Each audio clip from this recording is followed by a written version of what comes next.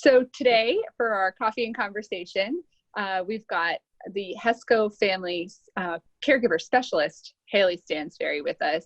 Haley's wonderful. She's actually providing a support group later this month to help us, help those of us who are feeling a little isolated and lonely out there. But Haley's a great resource. How's everything going, Haley? With how have things changed with COVID?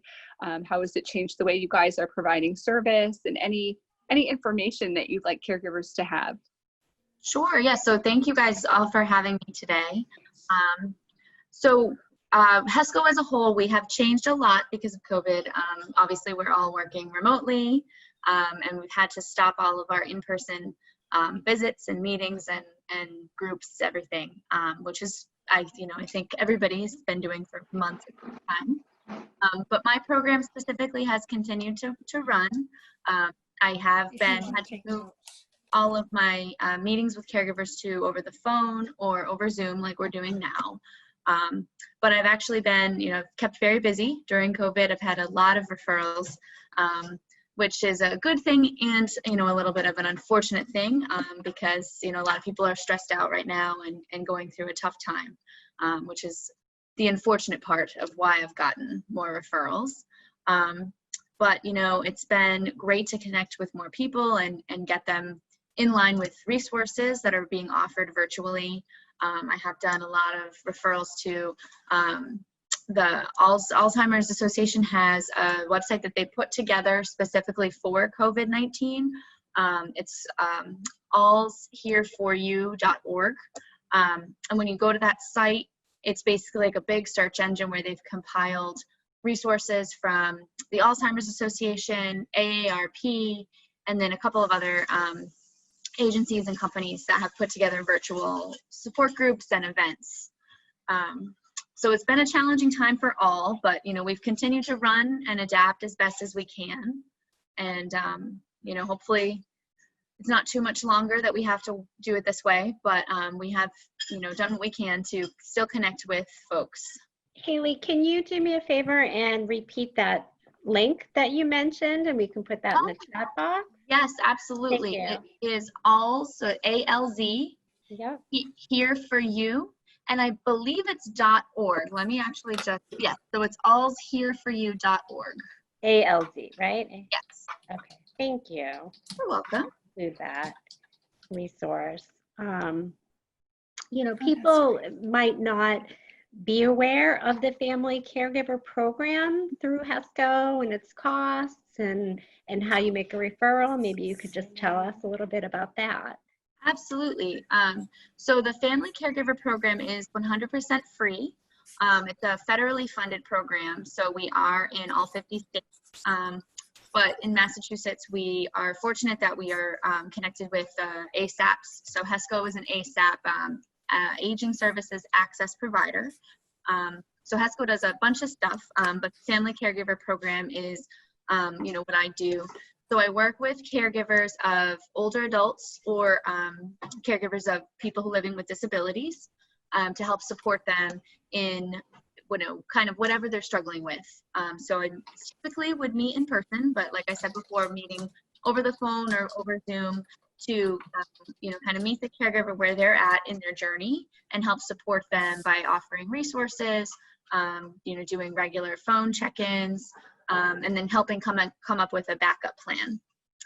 So what a backup plan basically means is if something happens to that primary caregiver, what will they do with the person they're caring for, who will step in to assist, kind of what that looks like. So that's different for every person. But, I do my best to work with everybody and try to help them come up with, what's next, basically. And with the COVID-19 situation, it's been tough because nobody really knows what's next. And a lot of our resources that we normally refer to are unfortunately not able to run. So it has been a challenging, uniquely challenging time. But we've done the best with what we have, and just keep hoping that we can get out of this sooner rather than later, for sure. Great. I had a question. We do have some folks who take care of grandchildren, which has been a new challenge because of the remote learning. Have you been helping people like that? So we do work with grandparents raising grandchildren as well, or, it doesn't have to be a grandparent, some other relative raising grandchildren or raising a child.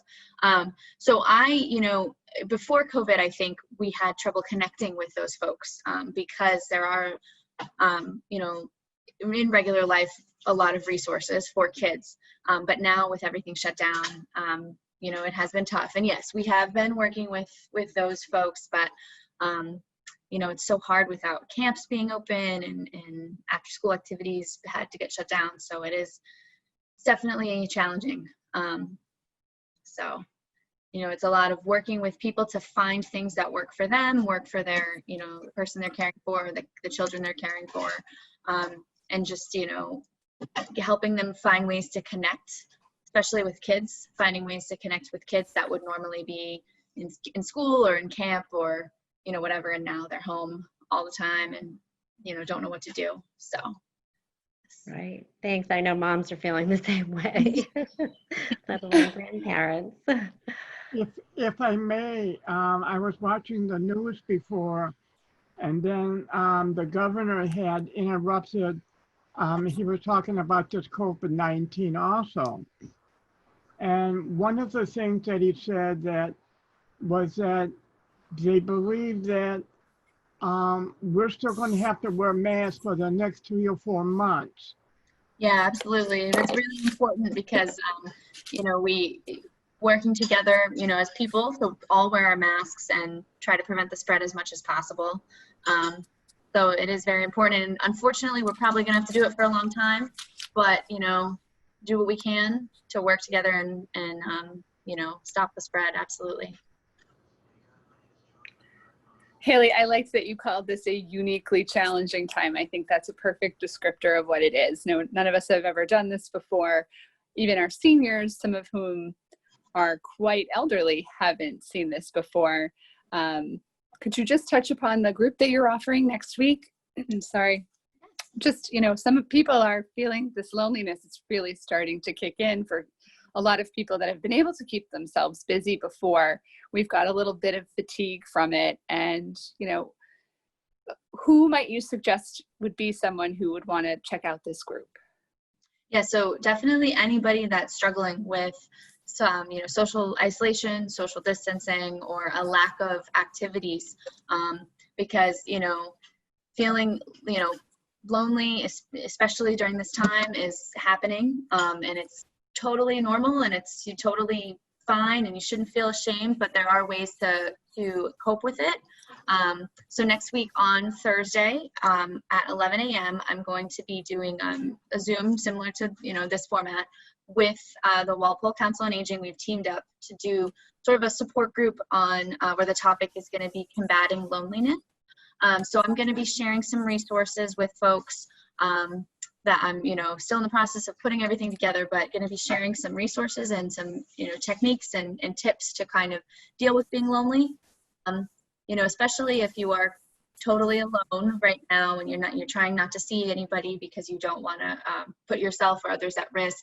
It is hard, but there's things you can do. I'm going to spend probably a lot of the time talking about how we can, use self-care as a way to combat the loneliness, and still doing things we like, especially with the weather has been wonderful lately. A little hot, but very nice. And just getting out for walks when you can, as long as you have your mask on, it's totally fine to go out and keep your distance from others.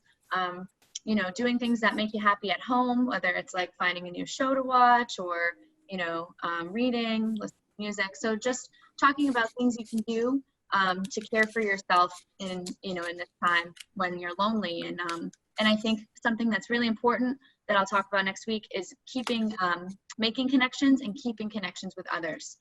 So I ran a program a couple months ago, and that was something that one of the caregivers that participated mentioned. Keeping in connection with family, friends. That particular caregiver had said that she reconnected with someone she went to high school with like 40, 50 years ago during this time.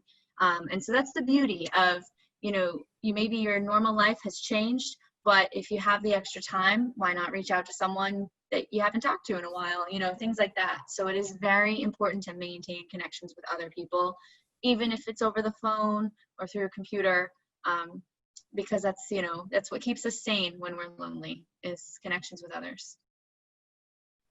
Thank you. That's so great. And I really hope people do take advantage. We're so fortunate to have that collaboration from you and HESSCO. Thank you. Yes, absolutely. And we are, you know, we're very excited. We've been in talks of starting a support group, and we got delayed because of COVID, but I'm really excited to move forward virtually and see, you know, if this is a good starting point to developing a program.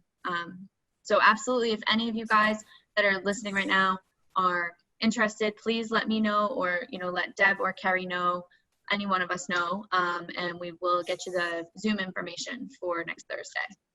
I feel that the Zoom is probably one of the best methods that I have seen here, like in a very long while, because here without the Zoom, I would feel like lost here without it, because like this way, okay, I can see people, I can talk to people, and I know who and when I'm talking to.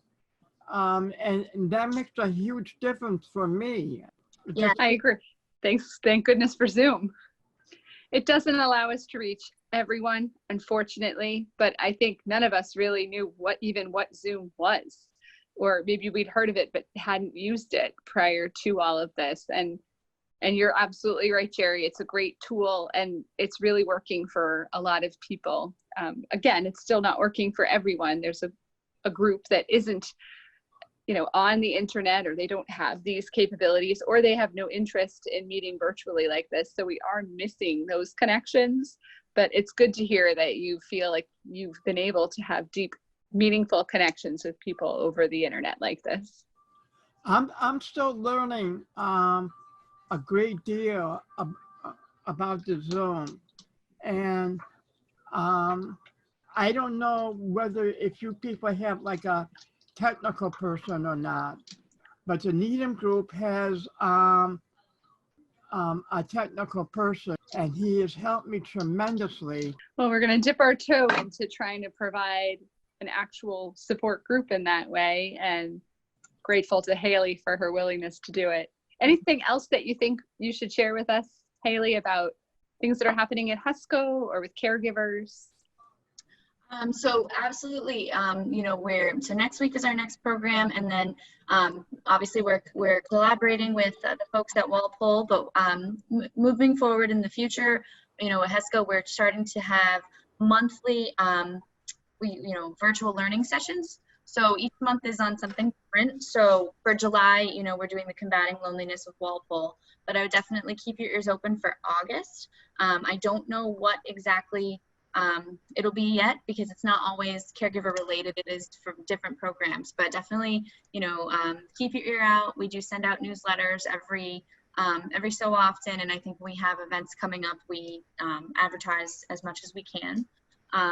But if you are a caregiver yourself, or you know of a caregiver or somebody who needs, the program, who could benefit from some resources, do not hesitate to reach out to me.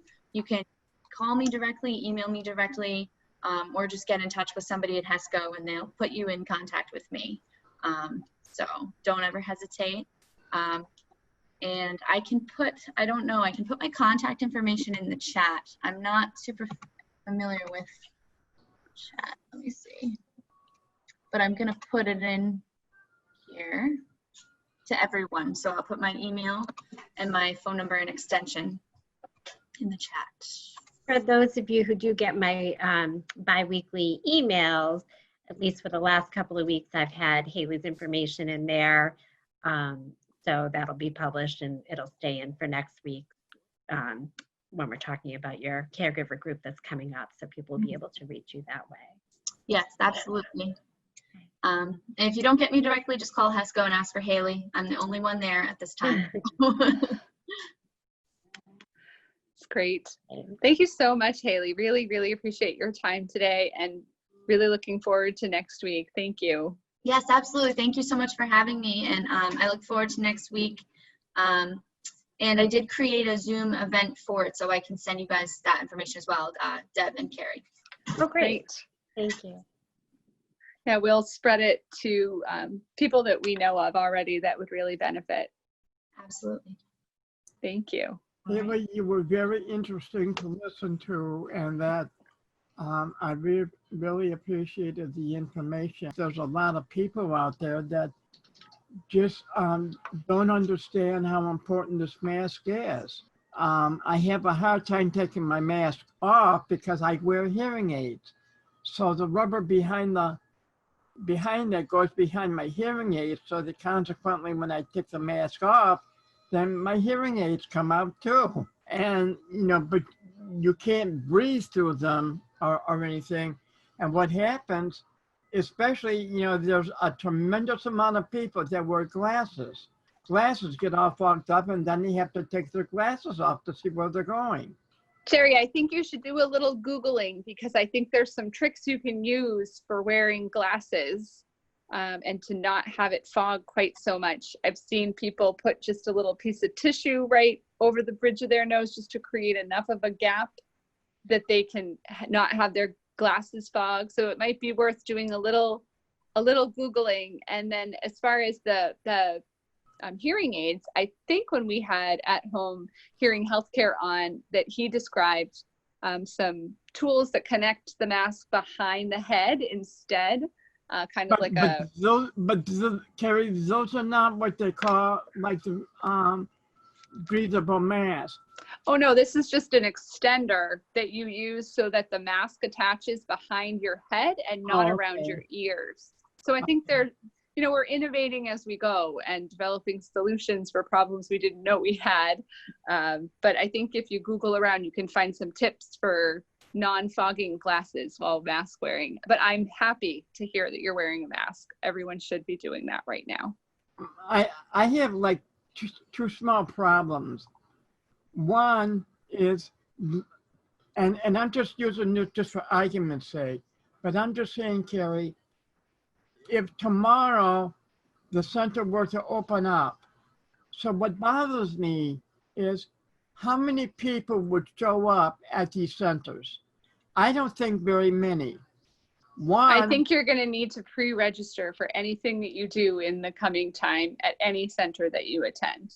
If they're having something in person, from what I'm hearing from other directors and other conversations that I'm having with other towns, you're going to need to pre-register before you walk in the door. So we're not going to see hundreds of people showing up at once, because drop-in programming isn't going to be possible at this phase. So I don't think you need to worry about what will we do if we've got people showing up, because that's not going to be an option for drop-in. So another question that I'm going to pose to you is, let's say we have like 8 people. I can't say guys, but 8 people, because I've seen the women come in and play pool too. Okay. So what happens, let's say the center is only allowed to have 25 people in the building at one time. Okay. And let's say of the 25, there are 10 people already upstairs playing pool. Now, so that's going to mean that you're only going to be allowed just another 15 more people. So I think what we would do is set a limit for whatever activity is taking place, and you're going to need to pre-register to participate in that activity. So if in your hypothetical situation, you've got 10 people playing pool, which feels like a lot of people, if we set the maximum at 10, you have to pre-register, and those are the 10 people that can play pool. We wouldn't accept anyone else. Now, how do we go about pre-registering? Oh gosh, this is a lot of hypotheticals, Jerry. I mean, we're talking about a plan that we don't have yet, so I don't know, but I think your concern about the center being overwhelmed with people that are dropping in is something I don't want you to worry too much about, because we're going to be really careful about limiting numbers to keep people safe. I understand that. I just want to thank Haley again so much for your time today and being here to answer these questions. And thank you so much for the help that you're giving to caregivers out in this region. They're so lucky to have you. Oh, yes, thank you so much, Carrie. It was my pleasure. And if anyone has any questions or concerns, please contact me. Thank you. Thank you. Bye, All right. Larry. Bye-bye, everyone.